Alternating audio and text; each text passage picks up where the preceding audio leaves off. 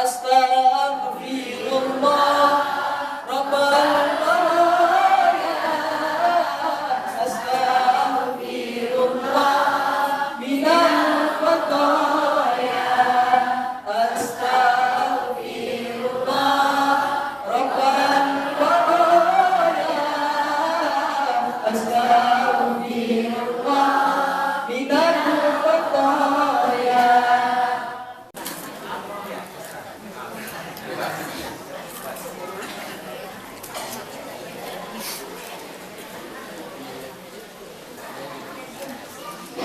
Cek. Kakak duduk. Kakak dia nampak sadonya ke belakang. Bismillahirrahmanirrahim. Assalamualaikum warahmatullahi wabarakatuh.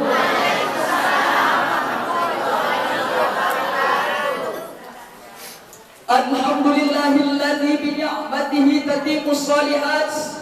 Wassalatu wassalamu ala sayyidis sadat alladzi ahlil fadaili wal karamat.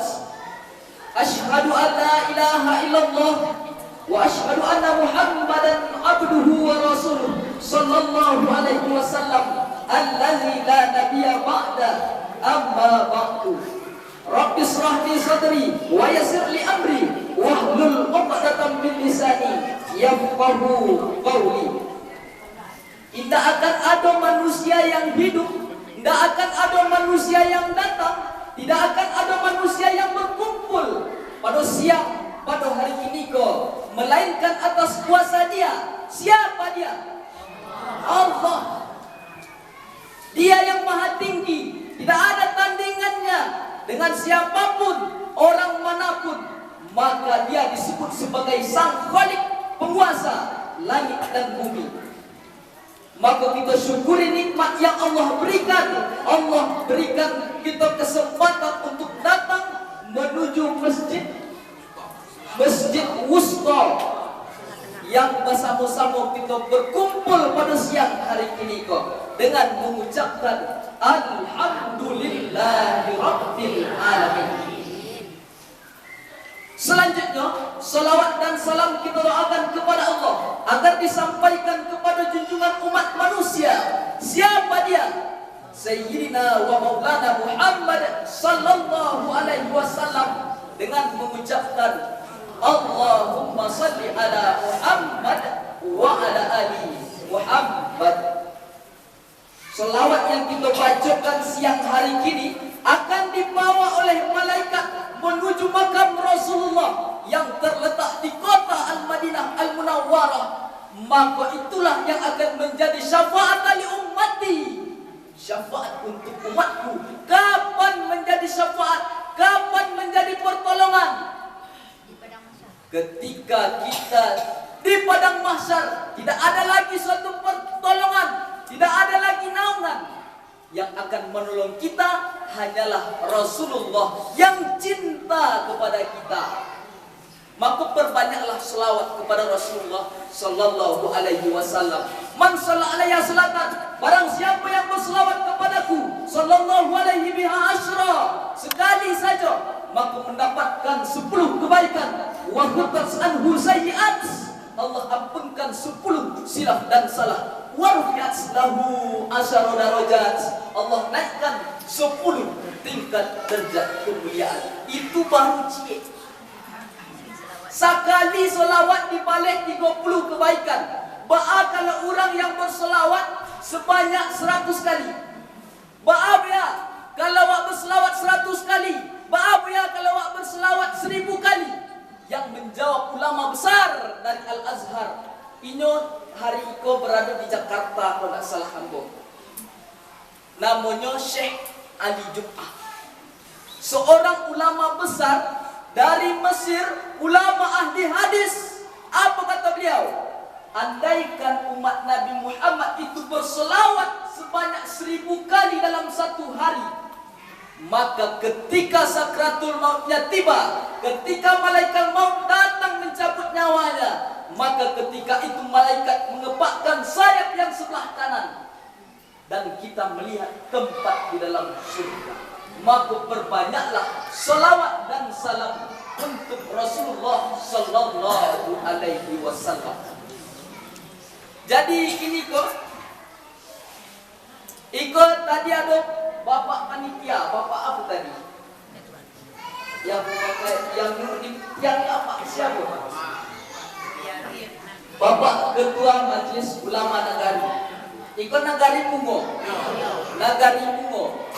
Yang sama-sama kita hormati Bapak Ketua Majelis Ulama, yang sama-sama kita hormati alim ulama Bapak Jadi Pandai yang hadir pada hari ini, yang sama-sama kita hormati pengurus masjid dan satu perangkat-perangkat yang ada tak bisa disebutkan satu persatu, tapi kita semua dimuliakan Allah Subhanahu wa taala. Amin ya rabbal alamin. Maka pembangunan masjid itu masjid awak sedang pembangunan. Maka orang yang membangun masjid, man bana masjidan, siapa yang datang untuk membangun masjid rumah Allah, ba'dallahu mislahu baitan fil jannah, maka Allah akan bangunkan satu rumah megah, satu istana untuknya di dalam surga. Maka tolonglah rumah Allah itu untuk dibangun. Maka jangan sekedar amin-amin saja. Semoga capek selesai mensaji awak. Amin. Amin. Tapi duit tak pernah masuk ke situ. Sekali-sekali masuklah. Maka tolong, walaupun sedikit, tidak banyak kita berinfak, bersedekah, berwakaf untuk pembangunan masjid, insya Allah akan dibalas Allah Subhanahu wa taala dengan berbagai kebaikan, dengan berlipat ganda pahala. Mana contohnya? Buktinya bu ya, apa nak lo percaya? Orang kini kan seketek-seketek, apa dalil? Apa dalil? Mana bukti? Mana contoh? Itu orang kini. Kerajunya ke sawahnya, bertanya lo dalil, tak lo sembayang tu. Orang tak sembahyang pun berdalil ni, fawaidul lil musallin, celaka bagi orang yang solat. Banyak macam-macam segini. Berzina berdalil, la taqrabu zina, jangan dekati zina. Yang tak boleh itu kan mendekati, tapi melakukan tak apa ya. Parah ini. Zaman kini, zaman teknologi, zaman kemajuan, tapi banyak yang rusak karena kemajuan zaman. Banyak yang error karena kemajuan dan perkembangan zaman. Maka kita perlu juga berhati-hati. Kenapa? Karena zaman itu ada baiknya, ada buruknya. Karenanya 50-50 antara pertengahan. Kalau agak condong ke kiri seketik, ini buruk tuh. Agak condong ke kanan, ini baik. Maka TikTok, Instagram, Facebook, banyak yang merusak. Tapi siarkan dakwah, share tentang agama Islam, sebarkan kebaikan. Iko yang rami, iko di foto, dimasukkan ke Facebook, dimasukkan ke Instagram, dimasukkan ke TikTok. Maka kita sedang menunjukkan syiar dakwah. Perlu juga sebenarnya untuk membuat channel-channel itu penting. Apalagi pemerintahan Pak Ketua Majelis Ulama. Karena ada beberapa tempat ambo datang tausiah ke situ, maka ada mereka punya channel pribadi. Di-share terus melalui itu, di-share. Akhirnya anak muda kok ikut ramai. Ambo patang beberapa bulan yang lalu diundang tabligh akbar di masjid, lupa mana masjid. Cuman masjid itu di alahan panjang di danau atas, jauh. Tapi ketika itu masjidnya sekarang itu tidak lo kadang-kadang mana masjidnya. Cuman penuh anak muda sisa doang. Waduh. Sampai beberapa tim kita yang datang itu, tim media, tim juru kamera itu tidak bisa masuk. Saking kan penuh padatnya masjid itu. Tapi yang datang itu anak-anak muda yang punya channel, yang mensiarkan Islam, yang men-share dakwah ini untuk kebaikan, ta'muru nabil ma'ruf, mengajak kebaikan, wa tanhauna 'anil munkar, mencegah kepada keburukan. Bapak Ibu yang dimuliakan Allah Subhanahu wa ta'ala. Maka pada pertemuan kali ini adalah pertemuan silaturahim. Pertemuan silaturahim. Yang pertama tadi bangun masjid dulu. Bangun masjid, sedang proses pembangunan, iko dibongkar, ada setelah iko masjid yang baru, selesai kita bahas. Bersedekah, berinfak, selesai kita bahas. Masuk poin yang kedua, aku besok kalau ceramah aku berpoin-poin. Masuk poin yang kedua, silaturahim. Maka penting silaturahim itu.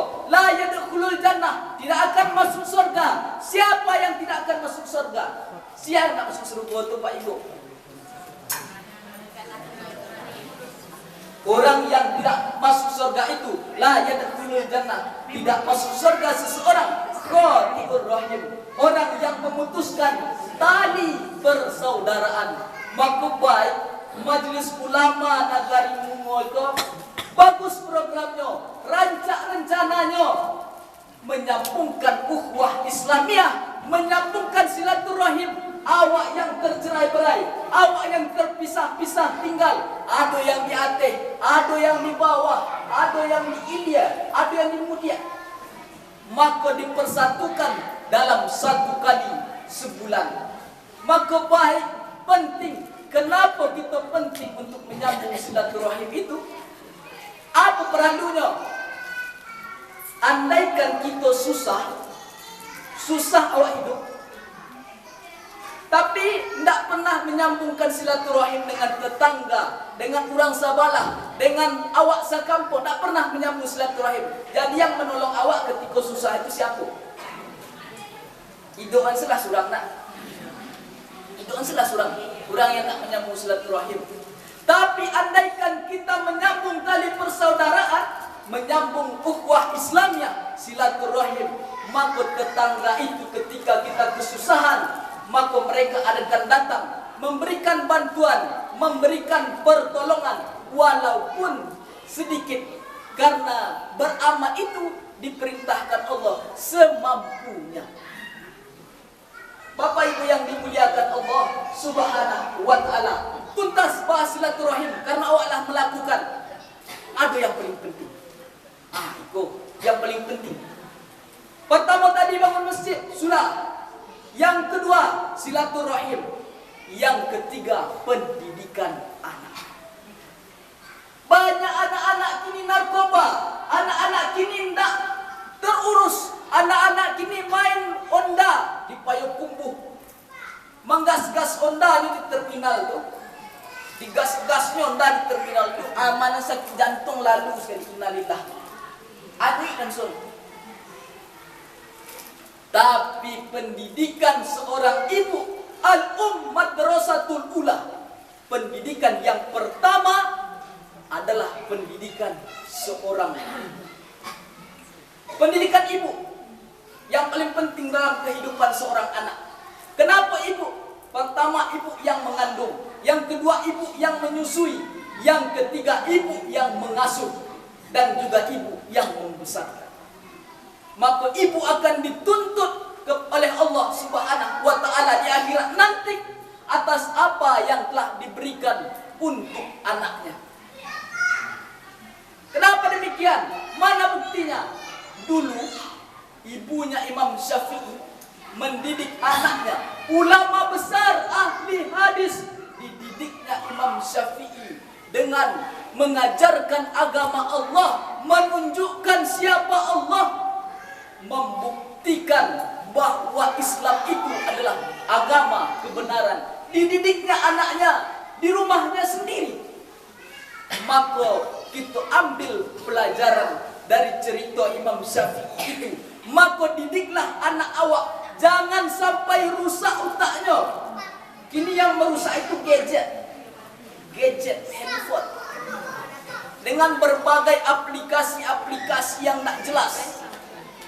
Yang membeli HP ibu, yang membelikan paket ibu mengasih uang ke anak. Tapi ketika anak itu sudah error, ditanya sama ustaz, ampunan disalahkan. Bukan masalah. Masalah. Karena nak dua jamaah itu datang ke rumah, datang ke Bukit Tinggi, kenapa tinggal di Bukit Tinggi. Kami tadi pagi dari Bukit Tinggi datang ke Siko. Jam 8 tadi kami berangkat dari Bukit Tinggi.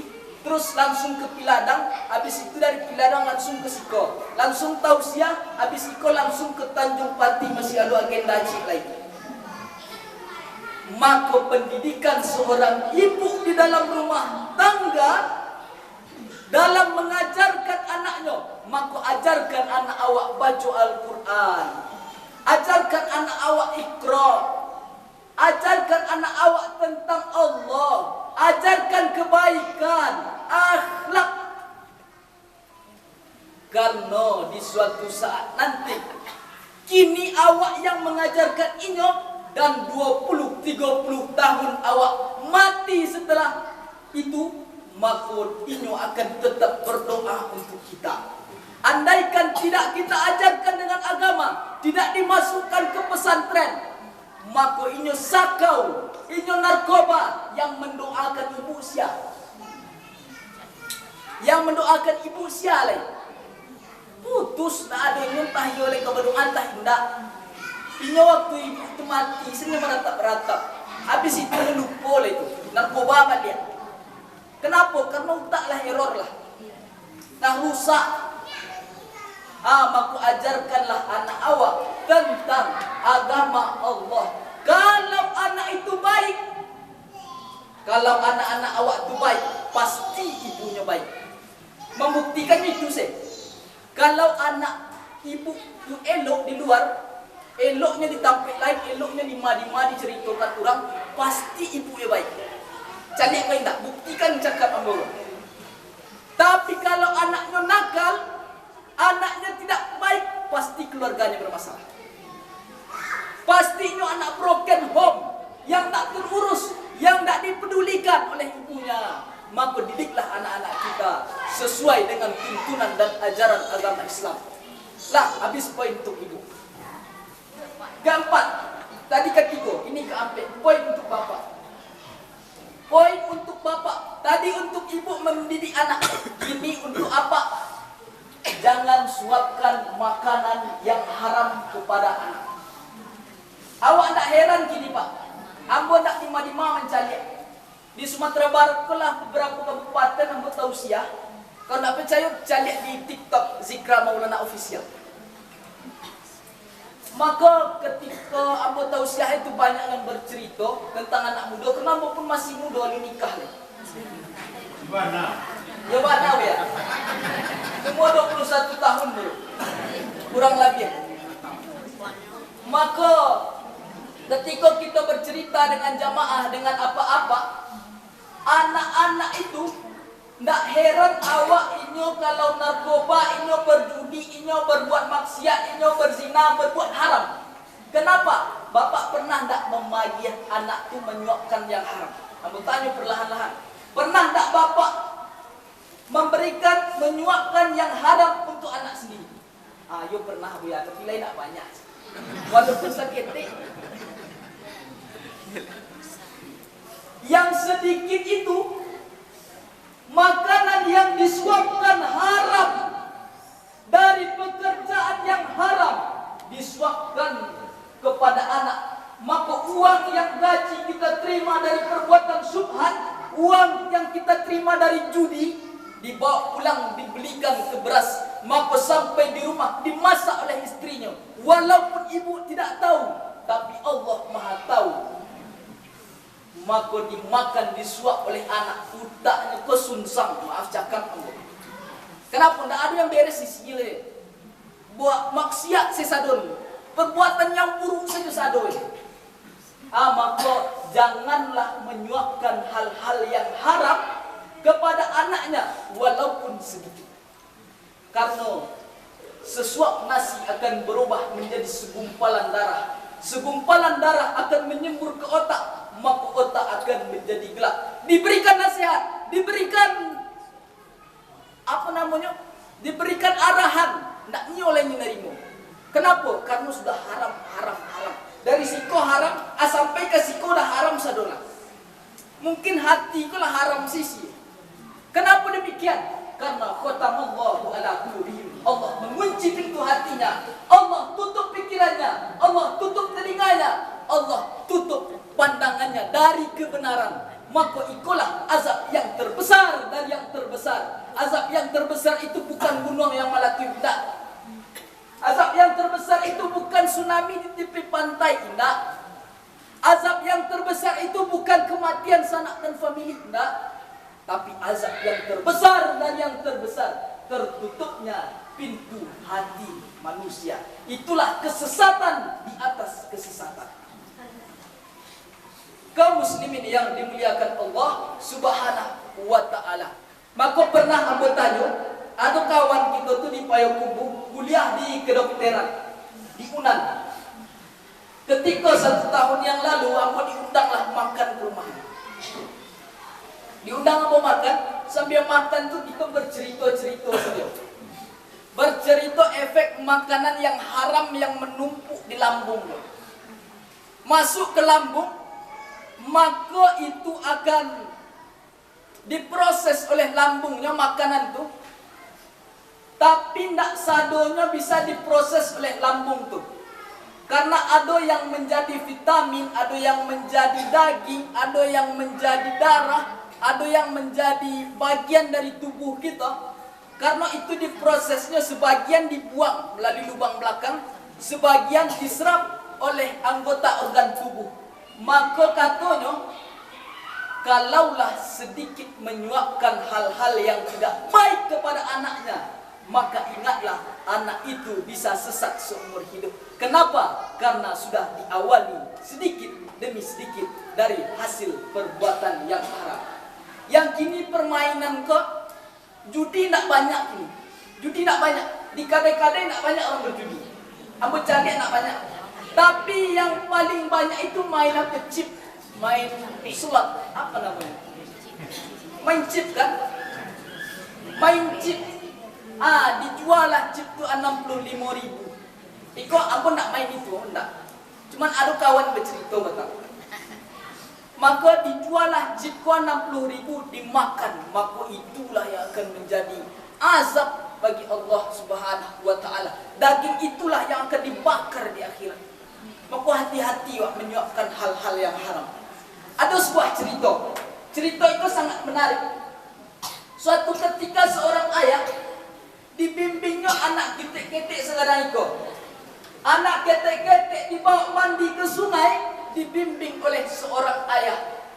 Ikut terus story kisah nyata, real. Maka dibimbinglah setiap pagi dan setiap petang hari. Maka dimandikan anak itu, dikasihi, diasuh.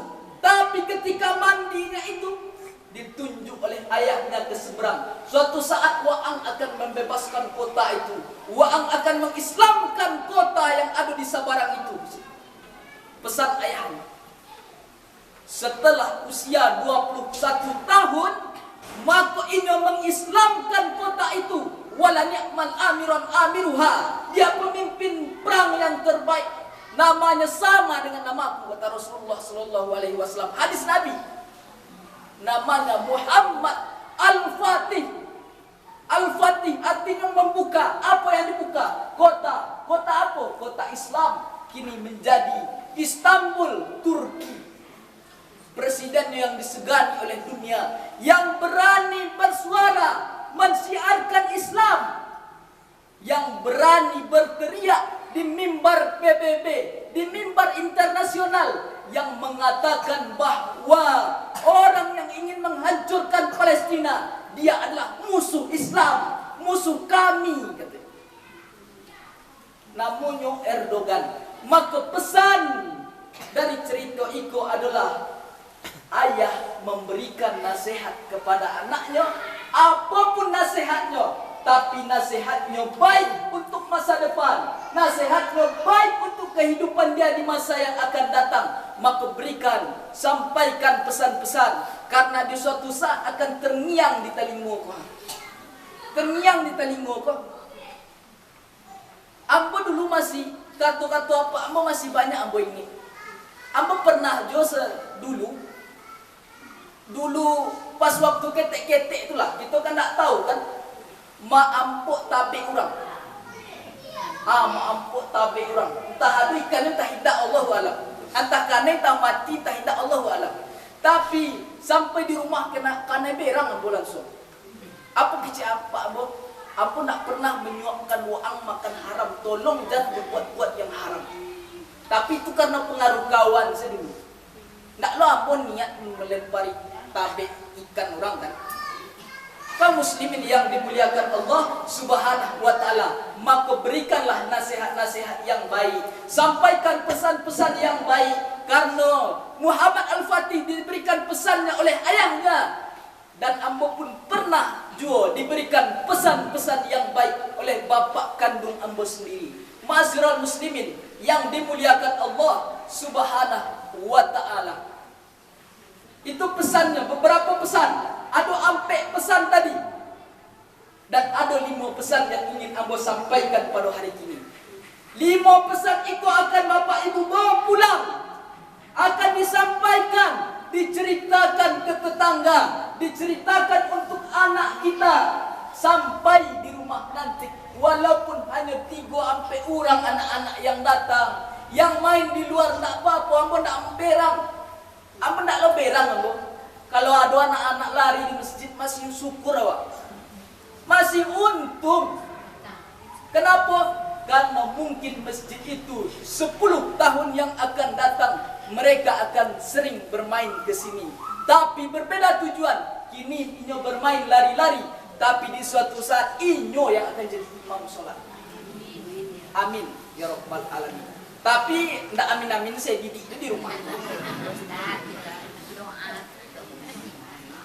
Doa silahul mukmin, doa adalah senjatanya orang yang beriman. Maka perlu berdoa, banyak-banyak doa, tak apa-apa. Tapi jangan lupa didik. Pesan yang terakhir itu yang paling penting. Habis pesan yang terakhir, pesan yang kelima, berakhir acara kita. Karena waktu sebentar lagi ambolah sekitar 40 menit. Tadi ambo mulai jam 12 kurang seperempat, kini jam 12 lewat 20 menit. 5 pesan yang ingin ambo sampaikan untuk bapak ibu pada hari ini. Pesan yang terakhir adalah, ikut kan daki itu tahun-tahun politik kan? Daki kan? Pada tahun politik ini, orang akan banyak mengantarkan, menyogok, akan mengantarkan beras, mengantarkan uang, amplop. Terima uangnya, jangan coplos orangnya. Kenapa? Karena kalau bapak ibu dudukkan mereka di parlemen, bapak ibu dudukkan mereka di pemerintahan, 5 tahun zalim, 5 menit menyogok bapak ibu di rumah pagi itu, tapi 5 tahun zalim. Hanya 100.000 isi amplopnya mau nerima. Ambo pernah kejadian. Ambo sedang acara sama anak-anak muda. Waktu itu anak muda sesi satu. Tak ada ibu-ibu, tak ada apa-apa. Pembahasan mencari jodoh. Itu pembahasan anak-anak muda. Beda loh kajinya. Maka ketika itu, setelah selesai acara, duduklah ambo dengan beberapa kawan di situ. Datanglah bapak-bapak menemui ambo. Buya, yo, apa kabar pak? Iko, ada kawan kita mau calon jadi DPR. Di bawahnya amplop tabah di bawahnya bu. Tapi abuya tolong yo sampaikan ke anak-anak muda ke coblos umur sekian. Haram bilang. Ambo balikkan amplop tu kayaknya, ndak ambo terima. Entah berapa juta, entah berapa puluh juta, ambo ndak peduli. Kenapa? Karena ambo ndak mau makan haram uang yang segitu, uang yang tebal dalam amplop, ndak mau ambo ambil. Kenapa demikian? Andaikan ambo ambil uang itu, maka ambo terjebak pada perbuatan yang haram. Maka haramlah isi kosado itu. Haram bunga isi kosado itu. Tapi ambo ndak niyo itu terjadi. Ambo ndak mau. Maka kalau niyo mencari ustaz, carilah ustaz lain pulang. Tak usah ambo dipengaruhi-pengaruhi. Ambo nak mempan. Agak kesekoper kalian bawa duit ke sikon nak mempan ambo pulang. Kalau di baliannya baju ada. Haram lagi Ustaz. Iko sabar dulu. Iko bahas sampai ke situ. Ini duit sedulu. Kan dikirim kan. Maka kalau bapak ibu diantarkan duit pagi itu ke rumah kita, ambil duitnya jangan coblos orangnya lagi ke masjid, jadikan pembangunan masjid kau. Capek masa dia selesai. 30 orang calon DPR itu mengantarkan duit pagi. Tak apa-apa, ambil selah. 30 orang kali 100.000, 3 juta asa banyak ikut. Bara banyak kok. Adolah gak 100 orang di situ. Apa tak takut Ustaz menyampaikan itu? Apa yang bu takutkan? Ceramah apa terbuka untuk umum? Ceramah apa diupload di YouTube? Ceramah apa diupload di media sosial? Tak perlu takut kita menyampaikan kebenaran. Negara itu tidak hancur oleh orang yang jahat. Negara itu Islam itu tidak hancur oleh orang yang memiliki kejahatan. Tapi karena orang yang benar itu diam, maka hancurlah awak saya. Kalaulah dia ustaz-ustaz di mimbar-mimbar, lah dia orang-orang yang benar, maka ketika itu kita akan hancur, kita akan bercerai-berai. Maka perlu berhati-hati, perlu waspada, mawas diri awak supaya agama Allah ikut tetap kuat. Basamu awak membuat banyak ikut yang hadir. Basamu pula awak menjaga agama Allah itu agar tetap murni, agar tetap terjaga sampai akhir zaman nanti. Kaum muslimin yang dimuliakan Allah Subhanahu wa taala, ba'anya magiah jilbab, ba'akalanya magiah baju, ba'akalanya magiah jam. Kini yang bertanya, harga cik baju itu berapa? Baju kaos yang coplos nomor di sebelah, coplos nomor 3. Tak apa nanti. Harga baju itu, harga baju yang setipis itu kurang lebih 20.000 cik baju. Di Sopo diantarkan ibu-ibu yasinan sering tuh. Ayo kan? Ibu yasinan, ibu-ibu pengajian, apa namanya? Banyak ibu-ibu kan yang dipengaruhi pertama. Tapi baik. Dia pakai gambar coplos itu udah pakai foto ini beko bas sabar.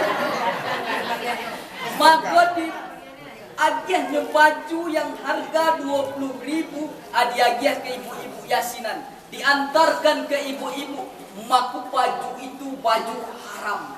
Hanya 20.000 kita terima cik baju 5 tahun ini berpuasa. 5 tahun itu apa sih dipakai? Kalau nak korupsi. Apa sih yang dipakainya 5 tahun itu? 5 tahun dulu Apa ada beberapa bercalik anggota-anggota dewan tuh, anggota-anggota DPR tuh, tidak ada programnya sama sekali. Akan kami perbaiki jalan kampung Ustaz di kampung. Sampai kini bangke itu di lubang jalan. Bangke itu di lubang jalan tu. Jalan ke Pausangi ke Ampura Pausangi Pak. Kurang Pausangi akan bilu Pak. Tak ada berubah jalan tu. Alah 5 tahun dulu. Tak berubah sampai kini. Waktu itu nampak bisa lo melapih-lapih anak ikan kalau hujan hari itu. Sampai kadangnya mungkin. Maka perlu kita dudukkan orang-orang yang benar. Kalau ada ulama di kampung awak, kalau ada ustaz di kampung awak yang mau jujur, yang tidak mau menyogok, yang hanya ingin mencari ridha Allah dengan cara yang baik, cara yang benar, maka dudukkan orang itu. Karena kata-kata ulama mengecehan, bukan apa. Kalaulah ketika kita mencoblos itu, di pagi hari mencoblos menusuk kertas itu, maka kita sedang bersaksi di hadapan Allah Subhanahu wa taala. Iko orang layak jadi pemimpin ambo. Iko orang layak ambo dudukkan sebagai orang yang diamanahkan untuk mengurus rakyat, untuk mengurus Islam selama 5 tahun yang akan datang. Maka berhati-hati, jangan nio tergiur baju tu, jangan nio tergiur jam dipasang le tu, gambar coblos nomor. Ambo beberapa sarung di rumah bu, di situ kan ada merek Wadimor biasanya kan, di bawah merek Wadimor tu coblos nomor sekian, coblos nomor. Maka apa nak nio bu menerima tu, sedangkan duit tabah saya tak mau bu. Duit tabah semesjid orang yang kita pengaruhi mudah ya sebenarnya, cuma ambo nak nio. Ditolak. Maka kok pernah kejadian Bapak Ibu. Ada suatu ketika di suatu daerah itu, di suatu daerah tu ibu-ibu Yasin aja kok. Ambo nak menyindir tak? Ambo tak ada menyindir, tapi true story kisah nyata ambo cari langsung. Ibu-ibu Yasinan itu dikumpulkanlah di masjid, diundanglah ustaz. Iko ustaz kau enggak bongak lah menurut aku sih. Berilmu tapi bongak. Kenapa? Mau pun yang menerima haram-haram tu. Iko maaf cakap kau ya. Ada bantu itu disampaikannya, coblos nomor ini, pilih nomor ini. Tapi tak ada mendukung orang-orang yang zalim situ. Diagihlah ibu-ibu tu, apa nama itu? Indah. Kalau di tempat kami kain sola, apa namanya? Kain jilbab yang panjang tu. Jilbab apa namanya? Nak tantu apa? Sejenis pasmina tu lah. Dikasihlah itu cik tipis, tipis minta ampun, transparan. Dikasihlah itu. Mungkin haragonya cik itu 5.000. Dikasihlah itu, ikut serius Bapak Ibu. Ibu-ibu Yasinan tu. Itu coblos lah itu. Berapa kezoliman yang kita dudukkan setelah dikasihnya hal itu. Berapa kemungkaran yang terjadi setelah kita mendudukkan orang-orang yang berkhianat, orang-orang yang mendustai agama Allah. Maka ikulah orang yang disebut ulaika kal an'am bal hum adall, lebih parah daripada hewan ternak. Kenapa? Karena hatinya dikunci Allah. Hatinya dikunci Allah untuk kebaikan. Hatinya dikunci Allah untuk kebenaran. Hatinya dikunci Allah menyampaikan sebuah ketaatan. Telinganya disumpek, matanya ditutup. Maka ketika itulah apalah yang terjadi. Kita dicap Allah sebagai ulaika kal an'am. Lampu bahasa kal an'am, binatang ternak. Maka perlu berhati-hati, waspada sila. Besok pasti ada yang ambo sampaikan ke Bapak Ibu, pasti ada.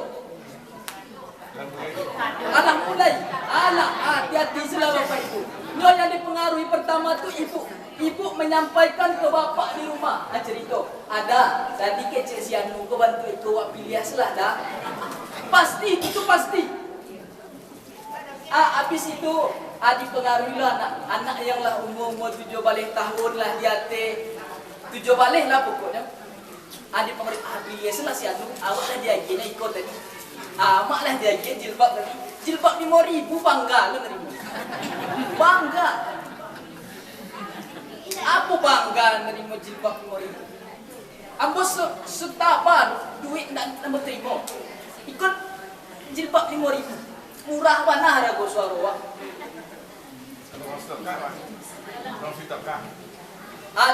Itu pasti tu Pak. Itu pasti judulnya sedekah. Tidak ada yang lain.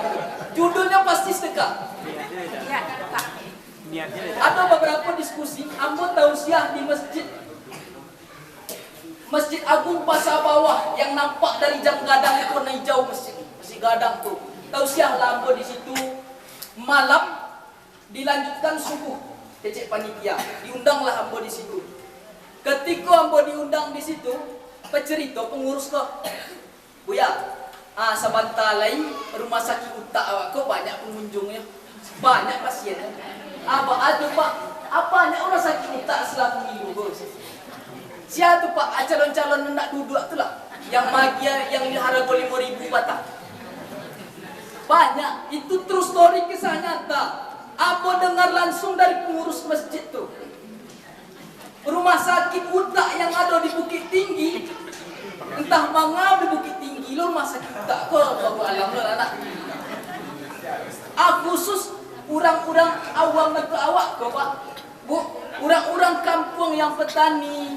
Karena ambo pun anak petani, orang-orang kampung, orang-orang yang perkebunan, yang sering ke sawah, itu nak ada isi di dalam. Yang isinya di dalam itu, pertama, calon-calon DPR nak duduk ala gilur itu. Membagian jilbab patang, membagian kain sarung patang, membagikan hal-hal yang judulnya sedekah tadi. Nah, itu orang Bukit Tinggi baca itu ke ambo. Bukan ambo mengada-ngada membuat-buat, enggak. Terus story kisah nyata. Maka pesannya adalah dudukkan pemimpin yang adil, amanah, yang siap mempertanggungjawabkan umat. Kullukum ra'in, setiap engkau adalah pemimpin. Wa kullukum mas'ulun ar-ra'iyati, dan setiap kepemimpinan akan diminta pertanggungjawaban, dituntut, ditanya di hadapan Allah Subhanahu wa ta'ala. Maka hati-hati salah. Ikolah tahun-tahun politik, ada sekian calon, ada sekian orang yang diusung oleh partai Iko. Nggak usah terlalu ambil pikiran, nggak usah, santai sih. Besok dipasang baliho-baliho, gambarnya senyum sadonyo, padahal hatinya busuknya sih. Ustaz, tanya Ustaz. Tunggu dulu, kamu siapkan ceramah. Ini kok tanya jawab saya. Berhubung karena kajian Ustaz tentang masalah itu gitu. Jadi kan sekaligus Ustaz menerangkan kami gitu. Terkait tentang yang Ustaz terangkan tadi, kami majelis taklim Yasin emang terkait dengan hal yang seperti itu gitu. Jadi solusinya menurut Ustaz gitu. Sementara kami emang menunggu baju tuh gitu. Jadi Langsung terbuka. jadi kalau Iko jujur bu, bapak panitia yang di depan pun tak ada menyeting ambo untuk bahas Iko dari tadi. Tak ada disetting ambo oleh panitia, tak ada disetting dihubungi sebelum Iko, sebelum acara kini untuk membahas Iko. Cuman pas takdir Allah sudah di situ. Rupanya ibu-ibu ke lah proan apa. Jadi bahas solusinya di balik anse. Kalau nak diambil kasih anak yatim, kasih orang-orang miskin. Kenapa? Karena ambil bajunya, ambil duitnya, maka jangan coblos orang. Itu yang memberikan jawaban bukan ambo, Ustadz Profesor Dr. Haji Abdul Somad. Kalau nak percaya, cari nanti videonya. Ambil yang dia berikan, tapi setelah diambil diberikan kepada fakir miskin, diberikan untuk masjid, diberikan untuk orang-orang yang membutuhkan. Nah, kalau calonnya amanah, Kalau calonnya amanah, pasti aku penting kalau Pak.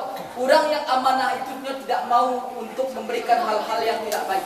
Pastinya akan jujur, pastinya akan mencari itu, suara itu, orang yang memilih dia, orang yang benar-benar amanah dengan dia tanpa ada berikan sogokan apapun. Itu pasti itu ya Bu ya. Itu pasti itu. Kalau menyogok itu tidak ada, bohong sedang bullshit, omong kosong.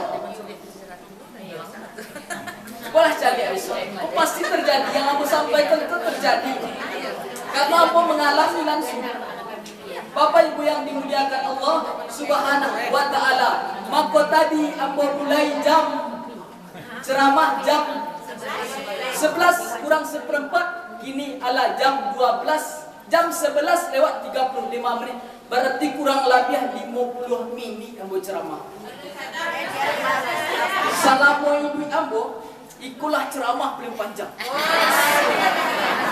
Itu ceramah terpanjang. Kalau nak percaya nanti saya lihat di YouTube tuh, ceramah tuh paling lama 35 menit, 30 menit. Apa enggak panjang-panjang mana berceramah tuh. Tapi orang harus paham ambo gue.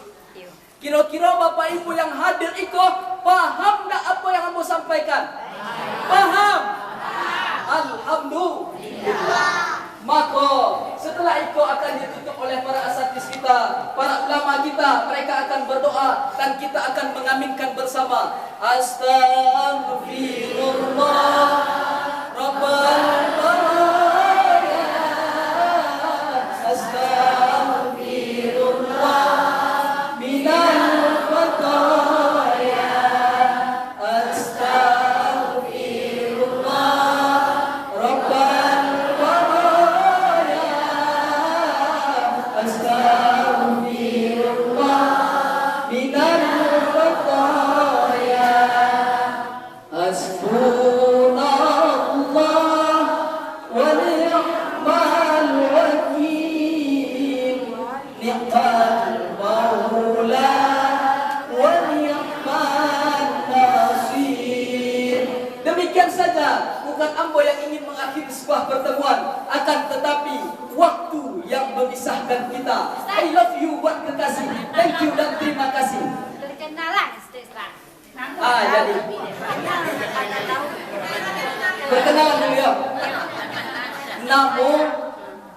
Namo diberikan amak sama apa dulu Zikra Maulana. Zikra Maulana. Artinya zikra itu zikir, mengingat. Maulana itu atu khilafiyah antar ulama itu. Ada yang mengatakan itu calon pemimpin bagi kami, ada pelindung bagi kami, ada penerang bagi kami, ada penolong bagi kami, macam-macam. Jadi mana sesuai pemahaman awak masing-masing saja. Maka ambo sekolah dulu. Sekolah ambo tak pernah pondok pesantren. Sekalipun tak pernah. Kenapa? Karena orang tua ambo miskin, tak berani, tak sanggup membayar pondok dulu. Tapi kini kuliah di UIN Bukit Tinggi. Maka kami datang dari Bukit Tinggi tadi. Dan Beko akan kembali ke Bukit Tinggi karena besok pagi ambo akan masuk.